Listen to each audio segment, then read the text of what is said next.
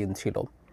অনেকগুলো গুরুত্বপূর্ণ ঘটনা ঘটেছে, কিন্তু শেষ পর্যন্ত রাতের বেলা প্রধান উপদেষ্টা তার জাতির উদ্দেশ্যে ভাষণে নির্বাচনের একটা সুস্পষ্ট তারিখের কথা জানিয়েছেন। সেটাই সবচেয়ে গুরুত্বপূর্ণ হয়ে দাঁড়িয়েছে। সেটা নিয়ে কথা বলতে চাই, এবং সেই প্রশ্নটা, এই ঘোষণা কি নির্বাচনকে নিশ্চিত করছে নাকি কোনো অনিশ্চয়তা আছে? আমরা কিভাবে দেখব এটাকে? আরও যে সব ঘটনা ঘটলো এগুলো নিয়ে একটু কথা বলা হয়তো দরকার হবে। দ্বিতীয় গুরুত্বপূর্ণ ঘটনাটা হচ্ছে একটা ঘোষণাপত্র বাংলাদেশ সরকার গ্রহণ করেছে। প্রধান উপদেষ্টা স্বয়ং সেটা পাঠ করেছেন। এই ঘোষণাপত্র নিয়ে আলোচনা সমালোচনা চলছে, কিছু অ্যানালিসিস আছে, আমি নিজেও করতে চাই। কিন্তু অন্তত একটা দল, জামায়াতে ইসলামীকে দেখলাম এটা নিয়ে খুবই শীতল প্রতিক্রিয়া দেখিয়েছেন। তারা এটা একদমই পছন্দ করেননি, এবং রাজনৈতিক দলগুলো যা করে জাতিকে জুড়ে দেয়, তার মতামত বলেন যে জাতি পছন্দ করেনি, জাতি এটা গ্রহণ করেনি। জামাতের নায়েবে আমির সেরকম একটা মন্তব্য করেছেন। কেন তাদের এতটা নাখোশ হবার কারণ, এগুলো নিয়েও কথা বলতে চাই। আরেকটা ঘটনা, এটা আসলে কি ডাইমেনশনে দেখা হবে জানি না। এনসিপির কয়েকজন নেতা হঠাৎ কক্সবাজারে গেছেন এবং তারা পিটার হাসের সাথে দেখা করেছেন। বৈঠক পূর্ব নির্ধারিত ছিল ইত্যাদি ইত্যাদি বলে নানান নিউজ ছড়িয়ে পড়ে। দেশের মেইন স্ট্রিম নিউজ মিডিয়া এটা নিয়ে নিউজ করে, কিন্তু শেষ পর্যন্ত জানা গেল পিটার হাস দেশেই নেই। কিন্তু তারপরও তারা এইভাবে গেলেন 5 তারিখে, এবং একটা সিসিটিভি ফুটেজে যেভাবে দেখা যায় তারা যেভাবে বিমানবন্দরে যে জায়গা দিয়ে বেরোচ্ছেন, এটা খুব স্বাভাবিক না। সো এটা নিয়েও প্রচুর কথাবার্তা হয়েছে। সব ছাপিয়ে যে বললাম, শেষ পর্যন্ত নির্বাচনের ডেট স্পেসিফিকলি বলা হয়েছে অলমোস্ট, সেটা নিয়ে এই কথাটা জরুরি। আপনাদের হয়তো মনে আছে যারা আমাকে নিয়মিত দেখেন এখানে বা টিভি টক শোতে, আমি একটা কথা ডক্টর ইউনূসের লন্ডন সফরের পর ক্লিয়ারলি বলেছিলাম। সেটা হচ্ছে জনাব তারেক রহমানের সাথে বৈঠকের পর সরকারি যে স্টেটমেন্টটা দেয়া হয়েছে সেটার মধ্যে কিছু যদি কিন্তু ছিল, 3টা যদি কিন্তু অ্যাটলিস্ট ছিল। একটা হচ্ছে যদি প্রস্তুতি সম্পন্ন হয়, সংস্কার এবং বিচার যদি সঠিকভাবে সম্পন্ন করা যায়, সেই সাপেক্ষে রমজানের আগে ফেব্রুয়ারিতে নির্বাচন হতেও পারে। আমি তখন একটা জিনিস খুব ক্লিয়ারলি প্রেডিক্ট করেছি, সেটা হলো, খুব কনফিডেন্টলিও বলেছি, ডক্টর ইউনূসের সাথে জনাব তারেক রহমানের ফেব্রুয়ারি নিয়ে নির্বাচনের গ্যারান্টি হয়েছে। ডক্টর ইউনূস এই কথা দিয়ে এসছেন। কিন্তু এইসব লিখতে হয়, কারণ তিনি তার যে ভাষণে এপ্রিলের কথা বলেছেন সেখানেও কিন্তু এই শর্তগুলো ছিল। সুতরাং হুট করে একজনের সাথে বসে এটা সরাসরি লিখে দেয়া যায় না, বলে দেয়া যায় না। তাই এই যদি কিন্তুগুলো ছিল।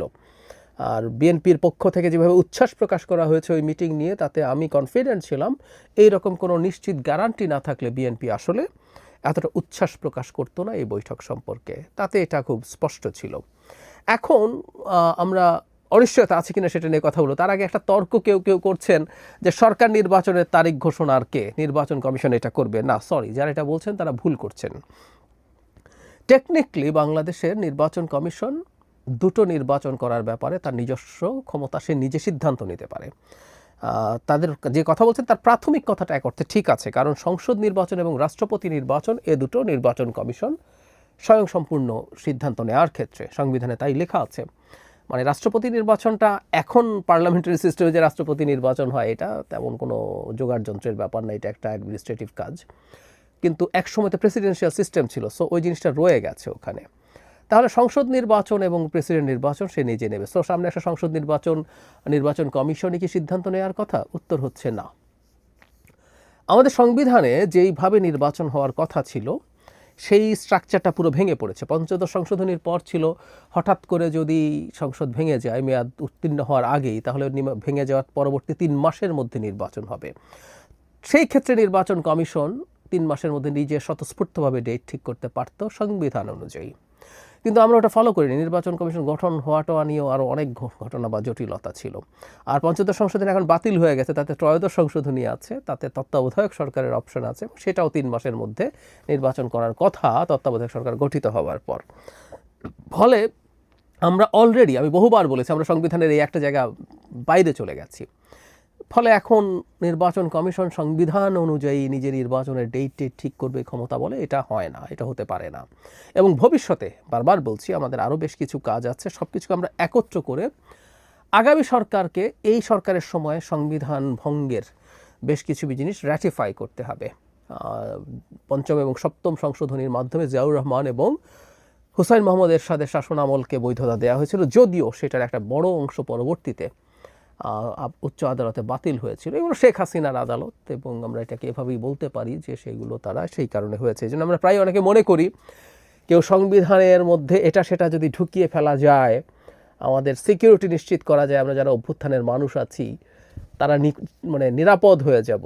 আমি প্রায় একটা কথা বলি, শেখ হাসিনা বা তার দোসর কেউ যদি ক্ষমতায় আসে, নতুন সংবিধান লিখে তার মধ্যে যদি রীতিমতো এইখানে যারা মুভমেন্টে ছিলেন তাদেরকে জাতির সূর্য সন্তান আখ্যা দেওয়া হোক, তাদের বিরুদ্ধে কোনো আইনি ব্যবস্থা দূরে থাকুক, ফুলের টোকাও দেওয়া যাবে না, এসবও যদি লিখে টিকে রাখেন কোনো লাভ নেই আসলে। এগুলো যা যা করার তারা আসলে করে ফেলবেন। এটা এই সংবিধান বাতিল করে সংশোধনী এনে গায়ের জোরে না পারলে তুলে নিয়ে এক্সট্রা জুডিশিয়াল কিলিং, গুম, এগুলো তো আছেই। যাই হোক, যেটা বলছিলাম, নির্বাচন কমিশন ঘোষণা করবে এটা ভুল ধারণা, সুতরাং এটা সরকারেরই জানার কথা ছিল।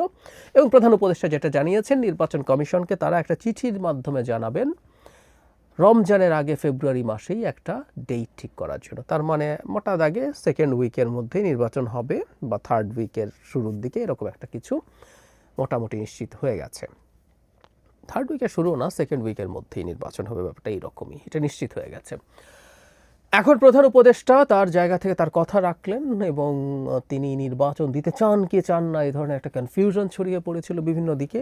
আমি ব্যক্তিগতভাবে মনে করি তিনি নিজে অ্যাটলিস্ট যে কথা তিনি দিয়েছেন সেই কথাটা তিনি রাখতে চান।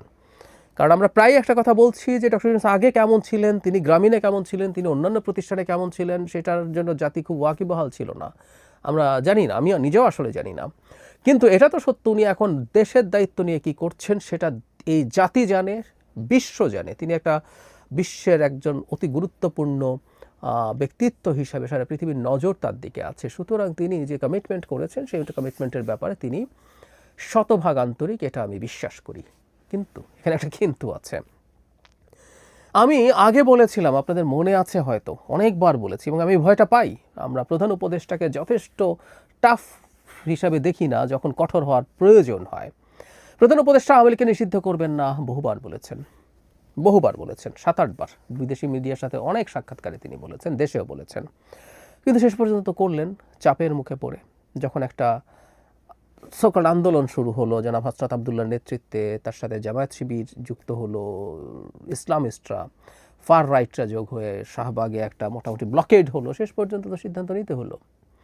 তাহলে প্রধান উপদেষ্টা তার দেয়া কথার ব্যাপারে কিন্তু টাফ থাকতে পারেননি। এখন আমরা এই আলাপ যদি করি, রাজনৈতিক দলগুলো এই নির্বাচনকে পিছিয়ে দেয়া বা ভণ্ডুল করে ফেলার জন্য যদি আবার মাঠে নামার মতো প্রেক্ষাপট তৈরি আছে। যে নির্বাচন কমিশনকে বলছেন উনি চিঠি দেবেন, এই নির্বাচন কমিশনের অধীনে কোনো নির্বাচন হবে না বলে তো বলছে এনসিপি, জামায়াতও 2-1 বার বলেছে, এনসিপি রিপিটেডলি বলছে। তো যদি তারা এটা নিয়ে তোড়জোড় শুরু করে, ধরলাম নির্বাচন কমিশন মতবিনিময়ের জন্য ডাকবেন রাজনৈতিক দলগুলো, তারা গেলেন না। শুধু সেটাই না, নিরাপত্তাকে অজুহাত হিসাবে বেশ কিছুদিন থেকে মাঠে রাখা হচ্ছে। এটার সাথে যেমন এনসিপির বক্তব্য আছে, জামায়াতের আমিরও একই রকম বক্তব্য দিয়েছেন যে নির্বাচনের এই পরিস্থিতিতে কিভাবে নির্বাচন হতে পারে। প্রধান উপদেষ্টা স্বয়ং এই ধরনের নির্বাচনের প্রেক্ষাপট বিবেচনায়, আইনশৃঙ্খলার প্রেক্ষাপট বিবেচনায় তিনি নির্বাচন কিভাবে হবে ধরনের কথা কিছু রাজনৈতিক দলের নেতার সামনে বলেছেন। ফলে অনেকগুলো যদি কিন্তু এখনও রয়ে গেছে বলে আমি মনে করি। এবং যদি কিছু মানুষজন একটা মাঠে খুব বাজে পরিস্থিতি তৈরি করতে পারে, প্রধান উপদেষ্টা নিজে যেহেতু আগে একটা ক্ষেত্রে অন্তত যথেষ্ট টাফ সিচুয়েশন, টাফনেসের পরিচয় দিতে পারেননি তার স্টেপের ক্ষেত্রে, আবারও যে হবে না বলা কঠিন। সরকারের মধ্যে একটা অংশ আমরা খুব স্পষ্টতই জানি তারা চান as much as possible time তারা ক্ষমতায় থাকবেন।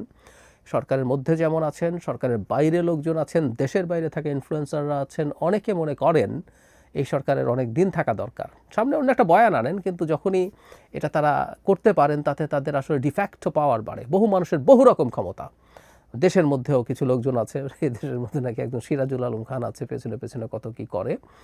তো তারা মিলে, সবাই মিলে নাকি তারা যদি নির্বাচন দিয়ে পিছিয়ে যায় তাহলে তারা অনেক বেশি এম্পাওয়ার্ড থাকবেন, পাওয়ারকে ছেড়ে দিতে চায় বাংলাদেশের মতো প্রেক্ষাপটে।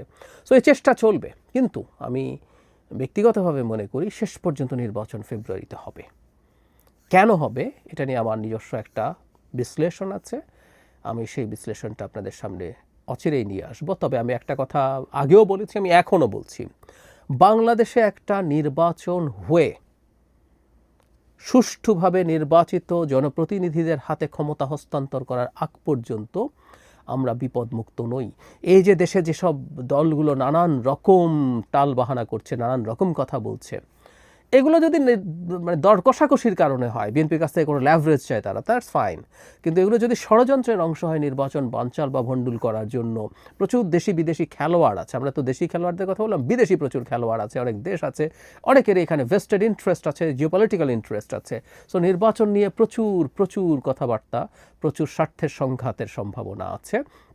আমাদের এই সময়গুলো পর্যন্ত ভিজিল্যান্ট থাকতে হবে। বিশেষ করে নির্বাচনের পক্ষের যে শক্তিগুলো, সেটা রাজনৈতিক, সিভিল সোসাইটি, যারা যারা আছেন, ব্যবসায়ী যারা যারা, সাধারণ মানুষ যারা যারা আছেন, প্রত্যেকের উচিত হবে এই সময়টাতে খুবই অ্যালার্ট থাকা এবং প্রয়োজনে শোরগোল করা। আমি প্রায় বলি শোরগোল কাজ করবে বলে আমি বিশ্বাস করি, কারণ একটা পক্ষ থেকে যখন হবে পাল্টা শোরগোল দিয়ে নির্বাচনটাকে সিকিওর করার চেষ্টা করতে হবে। আর শেষ কথা এটা নিয়ে ভবিষ্যতে আবারও কথা বলবো, আগেও বলেছি, একদম আলাদা একটা ভিডিও করতে চাই। নির্বাচন হওয়া মানে বাংলাদেশ স্বর্গ হয়ে যাওয়া না, শিওর, কিন্তু আমরা একটা মোটামুটি ওয়ার্কিং ডেমোক্রেসির পথে যদি আগাতে পারি, ধাপে ধাপে বাংলাদেশ নিজের পক্ষে বাসযোগ্য একটা দেশ হয়ে উঠবে বলে